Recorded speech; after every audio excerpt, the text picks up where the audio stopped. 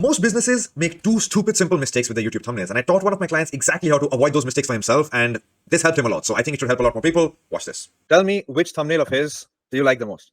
Okay, tell me what's good about that thumbnail. One thing that's like really popping off a lot, or that has been for like the past like years, are the graphs behind the red and green graphs. It has the numbers behind, you know, like the 1K million. Do you realize that the thumbnail you picked is the one that has the least views amongst all that you see on the screen? Oh, okay. Why do you think that is? Your idea? Well, definitely the idea is important, but the only way to convey the idea is the packaging, right? So the title and thumbnail is the only way people know what the idea is.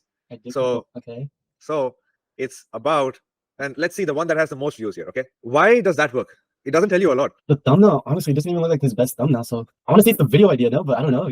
Why does that thumbnail work? It shows an unfinished graph, and that is a little confusing, right?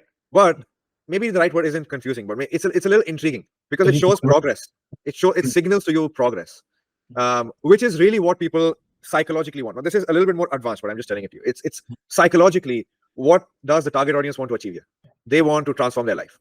And the way that Iman's hands are posed as well, the way he looks, it looks like this is easy. You know, just look at the way looking at him makes you feel. Makes it look like this is easy. So it conveys to the viewer what they want to feel. Now, if you want to get on a call with me or just get more of my insights like this, join my free school community, which is only for educational YouTubers, entrepreneurs, solopreneurs, and people building a personal brand. I'm going to teach you not just how to get more views, but also how to scale your revenue using YouTube. Click the link in the description. First one that caught my attention is like the thumbnails, but it's the lowest one with the views. Which one captured your attention? The SMA saturated. Why did this thumbnail capture your attention? First is the quality. It's like, I don't know if it's just me. It's just like, I don't know, when something's like good quality, but it's also really simple. It's really minimal. It's not like the other ones where it's like just words, like it's just simple, minimal. I think just that style is trending, and Charlie Morgan, but just because I know it's Charlie Morgan. Yeah. So definitely face is an important thing, right? That's established. It works for you as well. The person that's in the thumbnail can really dictate whether somebody will even pay attention to it or not. Like, let's say I'm just on, YouTube, right? I'm just scrolling. I'm not reading every single title when I'm, I'm not reading every title. It's just the ones that capture attention. Like, for example, Trump's face captures attention. Yeah. Just simply does. Or Mr. Beast's face, because it's big. Somebody I know, right? If I keep scrolling, maybe this one. Why is this guy outside? What is he going to say to me?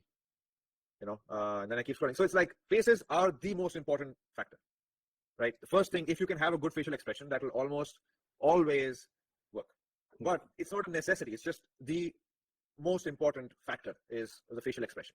Here for Charlie, you kind of don't understand what this video is going to be about based on his face. So you're unsure. Yeah. The reason you like this one, it's also because the facial expression is sort of like he's thinking, right? But the reason I think, very honestly, why this thumbnail isn't working as well as it could is because he's thinking. When he's giving a bold statement, but then why is he thinking? Why is he confused? So it should be like a talking headshot, maybe. Yeah. So like again, when you look at the one we saw from Iman, right? When we see any thumbnail from him, if you ever, anybody who's successful on YouTube, you can see this. Their thumbnails will always represent what the video should make you feel. So like this one, it's like, what do you derive from just his expression and his posture? Or if you were to put a phrase to the expression you see, I would say it's like, this is obvious. That's probably what he's saying. Okay. When you look at that, when you look at him, it's something good to keep in mind when like deciding thumbnails, like what expression do you want to convey to the viewer? Exactly. Yeah. What emotion? Yeah. So then again, look at this one, the one that you liked. It's also doing the same thing. It's also the expression is like, it's like he's teaching you something, he's in the middle of teaching you something.